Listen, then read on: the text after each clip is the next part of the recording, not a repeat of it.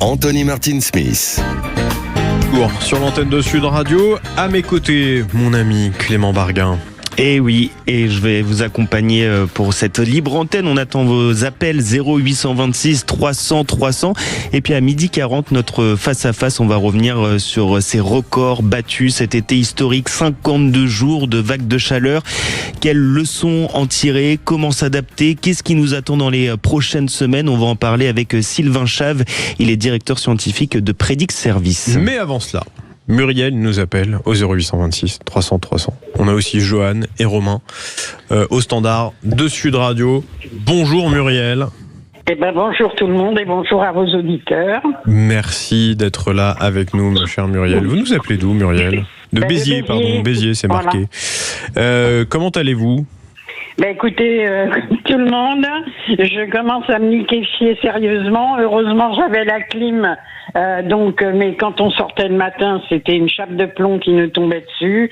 Et quand on n'est pas très jeune, on a du mal à récupérer. Voilà. Mais sinon, ça va bien. J'entends j'ai suivi tout ce qui s'est passé dans les incendies puisque ma fille habitait Bordeaux et je me faisais beaucoup de soucis. Mon fils habitait dans le Var et je me suis fait beaucoup de soucis.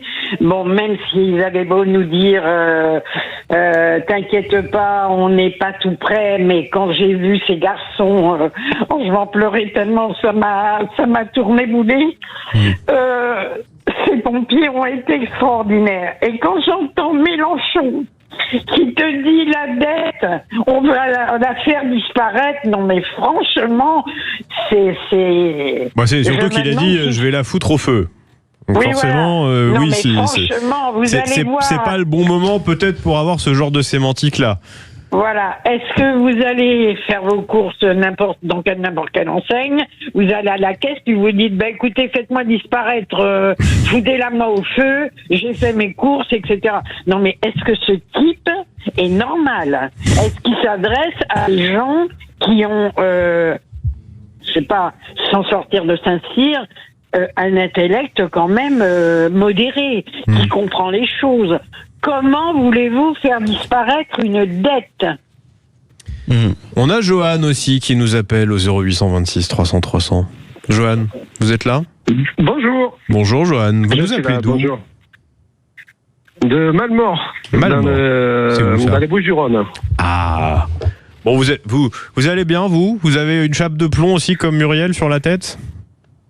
Ah, on l'a eu. Bon, là aujourd'hui, la pluie est annoncée, donc ça va faire du bien.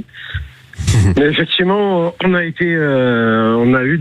notre vague aussi de belles chaleurs, qui malheureusement, c'est pas la première, et on commence malheureusement à s'y habituer. Bon, attendez, on va aussi accueillir Romain. Bonjour Romain. Bonjour. Alors vous, on me dit au standard qu'on n'arrive pas à comprendre le nom de votre ville, mais c'est pas grave, vous allez nous le dire. Vous venez d'où? De Gassin. Pardon? De Gassin dans le Var. Gassin. Gassin. Voilà. Ah, vous notez bien les amis, ça se dit Gassin. Alors, vous aussi, il fait chaud par chez vous, Romain? Bon, il fait un peu plus chaud que d'habitude, mais est-ce bien la responsabilité du réel climat, quoi? D'accord. Alors, bon, on parlait de dette. En tout cas, oui. Muriel, vous voulez parler de dette. Et je crois que vous aussi, tous les deux, Johan et Romain. On va commencer avec Muriel. Muriel, vous dites, c'est pas responsable que de dire qu'on va foutre, je cite Jean-Luc Mélenchon, on va foutre au feu une part de la dette détenue par la Banque de France.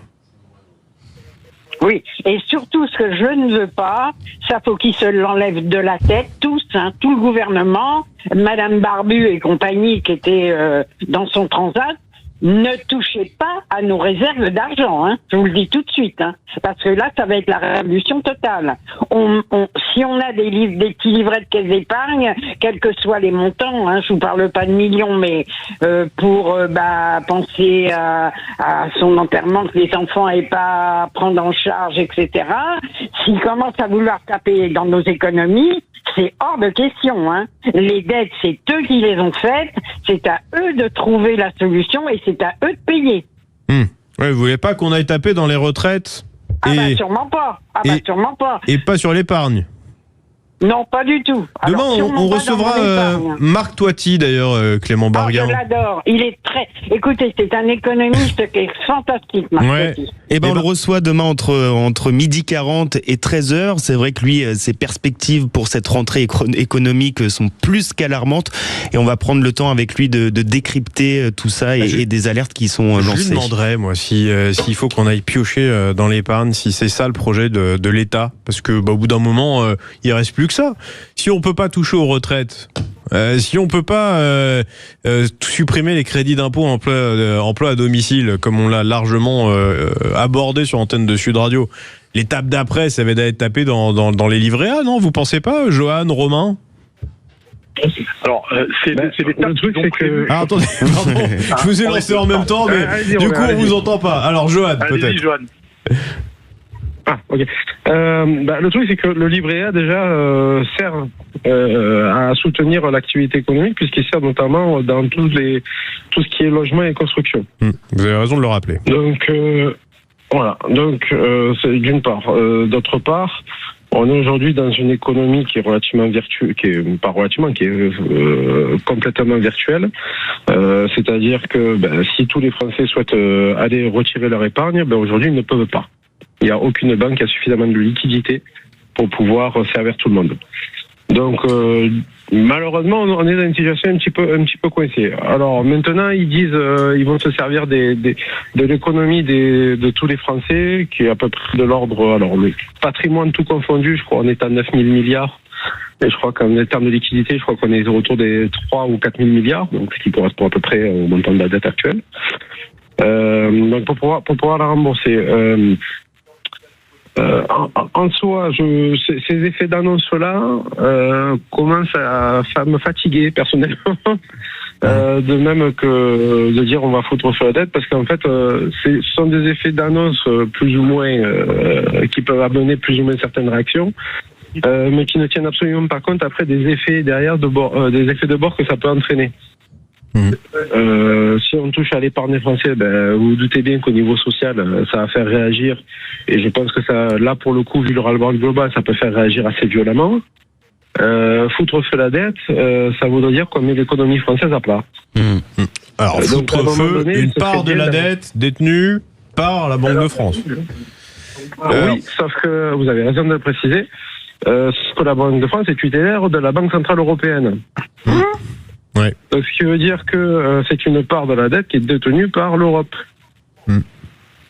Donc, ce qui veut dire que sur le marché européen, on se retrouve complètement à poil à devoir emprunter à des taux déjà qui sont supérieurs à ceux de l'Italie et de la Grèce, mais là qui vont carrément exploser, et donc qui pourrait être un risque non négligeable pour notre économie. Bon, je sais que c'est l'heure du déjeuner, mais si vous le voulez bien, Muriel, Johan et Romain, je vous garde encore un peu et on revient dans un instant. Ça vous va ?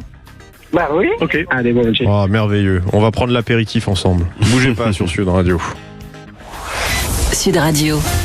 10h-13h, Anthony Martin Smith. Allez, de retour sur l'antenne de Sud Radio au 0826 300 300. On a toujours Muriel, Johan et Romain qui sont avec nous pour l'apéritif. D'ailleurs, bon appétit si vous nous écoutez, si vous déjeunez. Merci d'être avec nous. Si vous êtes en voiture, faites attention. Si vous êtes sur la plage, vous êtes bien chanceuse et chanceux. Clément Barguin, dans un instant, notre face-à-face. Notre face-à-face, on va revenir sur cet été historique qui bat tous les records, 52 jours de vagues de chaleur. Quel enseignement en tirer? Qu'est-ce qui nous attend dans les prochaines semaines? Comment s'adapter? On va en parler avec Sylvain Chave, qui est directeur scientifique de Predict Service. Ce sera dans un peu moins d'une dizaine de minutes. Bon, alors, du coup, je reviens avec vous, Romain. Oui. Au standard de Sud Radio. Sur cette question de la dette, avec la France qui emprunte plus cher que la Grèce et l'Italie. On a Marine Le Pen qui dit qu'elle veut nettoyer les écuries d'Augias. On a Jean-Luc Mélenchon, d'ailleurs ça ulcère Muriel, de Béziers, quand il dit, je cite, « Je vais foutre au feu une part de la dette détenue par la Banque de France ». Vous, comment vous pensez qu'on peut réussir à rétablir la confiance des marchés en la signature de la France ? Alors moi c'est un petit peu aux antipodes. J'entendais tout à l'heure vous parliez de la dette et de la Banque de France. La Banque de France n'est pas la Banque de France, c'est une banque privée. La dette, en fait, c'est la création de la dette. Le problème, la création de la dette, ce sont les politiques. Ce sont la loi Pompidou et toutes les lois qui vont derrière, qui nous créent de la dette. On a besoin de faire une dette. Voilà, on emprunte des marchés. La France n'a plus la dépendance de sa monnaie. Elle fait partie de l'Europe. Les Français ont voté contre l'Europe, mais ils se sont fait avoir un peu plus tard par Sarkozy, je pense. La dette. Les Français n'ont pas voté contre l'Europe. Ils ont voté contre une constitution européenne. Ce qui normalement était voté contre l'Europe. Voilà. Non, parce que le principe de l'Europe, il est acté depuis un moment. Non, là, c'est vraiment d'avoir une constitution qui viendrait supplanter les constitutions nationales de chaque pays. C'était contre ça qu'ils avaient voté en 2005. Et c'est ce qui est actuellement en cours. Oui, bien sûr. Ça, c'est encore un autre sujet. Voilà. Donc la dette, après, on doit 3 000 milliards, 3 200 milliards, je ne sais plus, elle a explosé sous Macron, mais je crois qu'on donne 250 milliards par an d'aide aux entreprises sans grande contrepartie ni vérification.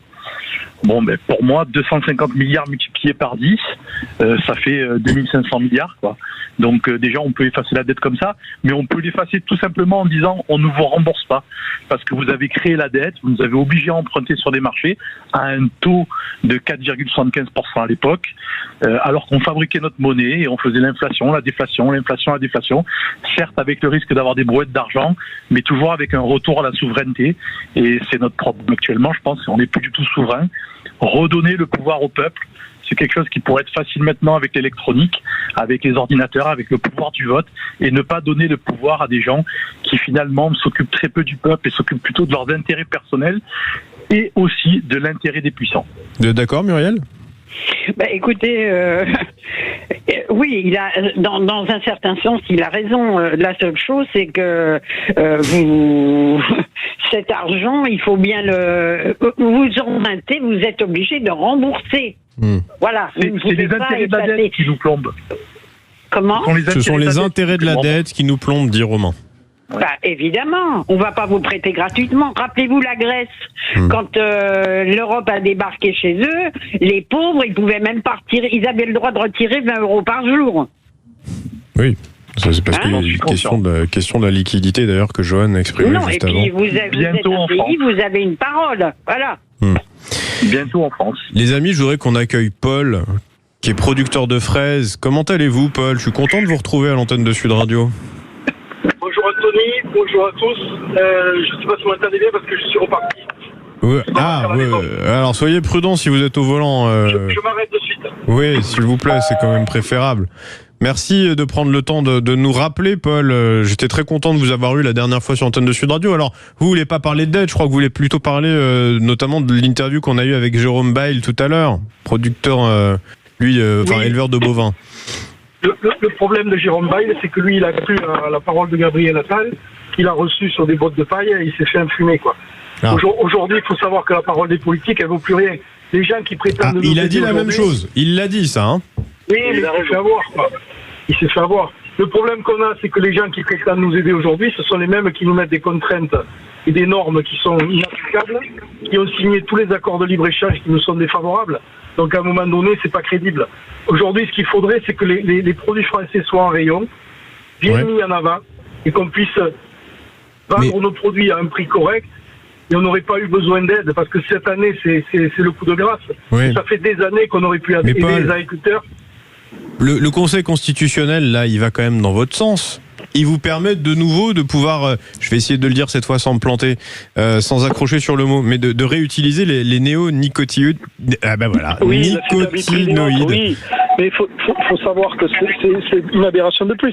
C'est autorisé partout en Europe. Oui, mais ça y est. Tout dans le monde. Mais ça y est. Oui, mais on vous autorise de nouveau à le faire. Donc vous allez pouvoir jouer à armes égales avec les producteurs européens. Non, pourquoi ? Non, parce que moi dans mes fraises, vous savez, je fais de la production biologique intégrée, c'est-à-dire qu'on lâche des auxiliaires qui mangent les pucerons, les tripes et autres. Parce qu'on veut aussi avoir des produits sains.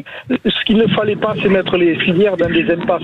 La noisette était dans une impasse parce qu'ils n'avaient pas d'insecticides pour se débarrasser des punaises, notamment. Et là, ils les ont mis dans une impasse, ça fait 4 ans qu'ils galèrent, donc c'est bien trop tard. Le problème qu'on a, pourquoi c'est en dernière année de quinquennat que Macron, il prend conscience de tout et qu'ils veulent tout faire là.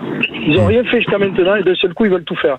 Moi, ce qui m'inquiète le plus aujourd'hui, c'est que les entreprises qui étaient fragilisées par plusieurs années de méventes et autres, et bien cette année, ça va être le coup de grâce. Il va y avoir des dépôts de bilan et des faillites. Du coup, nombreuses. Là, ce qu'il faudrait, c'est que les Françaises et les Français se ruent vers les produits français. Ce serait déjà une première belle chose, non ? Non, mais ce qu'il faudrait aussi, c'est qu'aujourd'hui, il faudrait refaire le cheminement du prix. Moi, je vois que les coopératives, par exemple, agricoles, qui au départ étaient un bon principe, on mettait en commun nos produits, la coopérative les vendait, et autres. Aujourd'hui, ces coopératives, elles vivent tout au-dessus de leurs moyens, elles nous coûtent de l'argent, elles nous prennent de l'argent. Ouais. Aujourd'hui, ça nous prend du revenu. On a l'État qui nous prend du revenu, on a les coopératives et la grande distribution qui joue pas toujours le jeu. Nous, en fraise, ils jouent le jeu. C'est un des seuls produits où ça joue le jeu parce qu'on est capable d'aller vider les rayons. C'est malheureux, mais c'est que comme ça que ça fonctionne. Nous, on est dans le Lot-et-Garonne. Dans le Lot-et-Garonne, s'il faut sortir, on est capable de sortir. Mais c'est dramatique d'en arriver là. Aujourd'hui, il faudrait quand même se mettre autour d'une table et faire des choses sérieuses. Il y a besoin d'un plan de trésorerie. C'est-à-dire que les gens qui sont endettés, il faut les désendetter. Il faudrait que les coopératives acceptent de vendre sans marge ou à des marges faibles. Chez des gens comme ça. Parce qu'on ne peut pas aider les gens en leur mettant des agios de 1% par mois. Ils s'en sortiront jamais. Et ça, c'est les coopératives françaises qui font ça. Ouais. Muriel, vous entendez, Paul ? Joanne, oui, et Romain. je voulais d'abord le remercier ainsi que toute sa corporation qui est venue en aide aux pompiers. Oui, voilà. C'est vrai. C'est vrai, c'est important de le rappeler. C'est important de le dire. Parce qu'ils sont dans la merde et ils aident quand même les autres. Merci Muriel, je vous embrasse très fort. Je rappelle, vous êtes de Béziers. Merci beaucoup de nous avoir appelés. Joanne, un petit mot de la fin. Merci à vous. Bon courage à nos agriculteurs pour retrouver aussi le chemin de leur... juste un peu qu'ils puissent vivre de leur travail et vivre dignement. Et bon courage à toutes les corporations de métiers qui effectivement, on pense aux pompiers effectivement qui ont fait un travail remarquable. Ouais. À toutes les professions qui ne sont pas forcément reconnues ou alors qui ne le sont que dans des circonstances graves. Je vous embrasse aussi très fort. Merci Joanne de nous avoir appelés au 0826 300 300. Romain, le petit mot de la fin. Le petit mot de la fin, c'est qu'on constate que tous, on parle de la même chose. C'est le système qui nous empêche de vivre, c'est le système qui nous empêche de manger des produits qualitatifs. Je remercie l'agriculteur d'avoir dit qu'il voulait faire des produits de qualité. Le système nous amène à notre destruction. Le peuple doit reprendre son pouvoir et éliminer tous les parasites qui, eux, gagnent de l'argent, font des contrats contre le peuple, etc., etc. Très beau mot de la fin. Merci beaucoup, Romain. Je vous embrasse, vous également, très fort. Restez bien à l'écoute de Sud Radio et au 0826 300 300 comme vous l'avez fait, vous nous appelez. Merci beaucoup. Paul, vous également, hein, merci. Je suis très content que vous nous ayez rappelé. Merci Sud Radio de nous donner la parole. C'est très important que Sud Radio nous donne la parole et sans censure. C'est très bien de laisser dérouler les arguments des gens. C'est important. Là, je vous en remercie énormément. On est là pour ça. Vous savez, Sud Radio, c'est la radio du parler vrai. Et le parler vrai, ça veut aussi dire que parfois on peut être d'accord, parfois non. Mais l'essentiel, c'est de pouvoir parler, s'exprimer sans qu'on puisse vous interrompre. Merci en tout cas Paul, faites attention à vous sur la route et prenez bien soin de votre exploitation. J'espère qu'on pourra rapidement vous rencontrer Paul. Vous demandez à Philippe David, il me connaît bien. Oui, c'est vrai, les fraises sont très bonnes, on a eu des échos. Mais c'est vous la cagette de fraises qu'on a eu à la rédaction la dernière fois. Elles étaient délicieuses. Des foie gras aussi, on en voit de temps en temps. On essaie de vous gâter aussi. Mais vous nous gâtez, merci infiniment. Je suis très content parce que je les ai goûtées, elles étaient vraiment très bonnes. Donc merci infiniment Paul. La boucle est bouclée, maintenant je vois qui c'est. Merci infiniment, vraiment, je vous embrasse. Vous nous appelez au 0826 300 300, voilà, c'est ça le direct chez Sud Radio, mais moi j'adore. Continuez à nous appeler, ça nous fait vraiment très plaisir. Puis vous êtes notre baromètre, voilà, c'est aussi ça. Est-ce qu'on fait du bon travail, est-ce qu'on n'en fait pas ? C'est vous qui nous le dites aussi. Merci en tout cas. Clément Barguin dans un instant. Dans une poignée de secondes, on reçoit Sylvain Chave, directeur scientifique de Prédic Service. On va revenir avec lui sur cet été historique, 52 jours de vagues de chaleur. Quelles leçons à tirer, comment s'adapter ? On en parle dans un très court instant.